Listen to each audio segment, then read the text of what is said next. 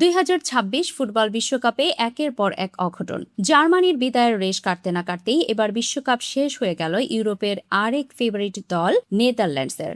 মেক্সিকোর মন্তেরেই স্টেডিয়ামে থ্রিলার সিনেমাকেও হার মানানো এক রুদ্ধশ্বাস ম্যাচে টাই ব্রেকারে ডাচদের 3-2 ব্যবধানে হারিয়ে শেষ 16 নিশ্চিত করেছে আফ্রিকার সিংহ মরক্কো।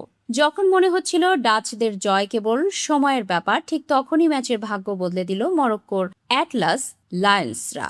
কি ঘটেছিল মন্তেরেই স্টেডিয়ামের সেই রূপকথার রাতে? ম্যাচের শুরু থেকেই দুই দলই উপহার দিচ্ছিল চরম আক্রমণাত্মক ফুটবল। 19 মিনিটে আশরাফ হাকিমের কর্নার থেকে নেইল এল আইনাউয়ের হেড দুর্দান্তভাবে ঠেকিয়ে দেন ডাচ গোলরক্ষক ভারব্রুখেন।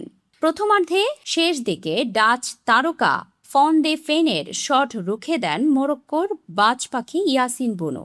গোলশূন্য প্রথমার্ধের পর দ্বিতীয় রাউন্ডে গোল করে এগিয়ে যায় নেদারল্যান্ডস। 90 মিনিট পার হওয়ার পর ডাচদের জয় যখন নিশ্চিত মনে হচ্ছিল, ঠিক তখনই যোগ করা সময়ের প্রথম মিনিটে ঘটে সেই অবিশ্বাস্য অলৌকিক ঘটনা। বাঁ দিক দিয়ে দুর্দান্ত গতিতে উঠে আসা সেমসেদ্দিন তালবির নিখুঁত ক্রস থেকে এক বুলেট হেডে জাল খুঁজে নেন মরক্কোর ডিফেন্ডার ইসা দিও।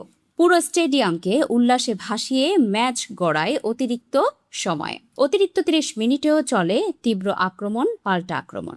98 মিনিটে ইসমাইল সাইবারি নেদারল্যান্ডসের রক্ষণভাগ ভেদ করে একদম গোলমুখে পৌঁছে গেলেও ডাচ কিপার ভারব্রুখেন তার বাঁ পা বাড়িয়ে অবিশ্বাস্য এক সেভ করে দলকে রক্ষা করেন। অন্যদিকে মরক্কোর গোলপোস্টের নিচে ইয়াসিন বুনুও ছিলেন এক দুর্ভেদ্য দেয়াল। 120 মিনিটের স্নায়ুযুদ্ধ শেষে ম্যাচের ভাগ্য নির্ধারণ করতে খেলা গড়ায় ফুটবল ইতিহাসের সবচেয়ে নির্মম মঞ্চ টাই ব্রেকারে। সেখানে শুরু হয় চরম মানসিক চাপ আর স্নায়ুর লড়াই। সেই দুই দলের ফুটবলাররাই একের পর এক শট মিস করতে থাকেন, কিন্তু শেষ পর্যন্ত স্নায়ুচাপের এই কঠিন পরীক্ষায় 3-2 ব্যবধানে জয় তুলে নিয়ে নেদারল্যান্ডসকে বিশ্বকাপ থেকে বের করে দেয় মরক্কো।